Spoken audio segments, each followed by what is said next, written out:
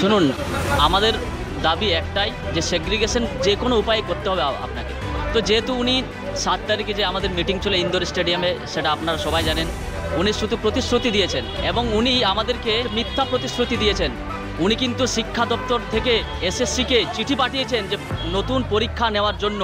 এটা কিন্তু 7 তারিখে উনি বলেননি। উনি সেখানে লুকিয়ে আমাদেরকে বিভিন্ন রকমভাবে, যাতে আমরা আওয়াজ তুলতে না পারি, আমরা দুর্নীতির প্রতিবাদ না করতে পারি। আমরা তো দুর্নীতির শিকার, আমরা তো রাজনীতির শিকার হয়েছি, এটা কেউ অস্বীকার করতে পারবে না। তাই উনি আমাদেরকে একটা মিথ্যা প্রতিশ্রুতি দিয়ে ভুলিয়েছেন।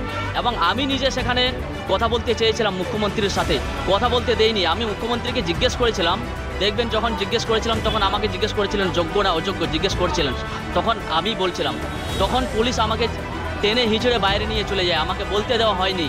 তার মানে কি, আপনি যদি প্রতিশ্রুতি শুধু দেন তাহলে আমাদেরকে ডেকেছেন কেন? তাহলে আমরা টিভি, আপনি শুধু বলতেন বাড়িতে বসে আমরা টিভির পর্দায় দেখে নিতাম, তাহলে আমাদেরকে ডেকেছেন কেন?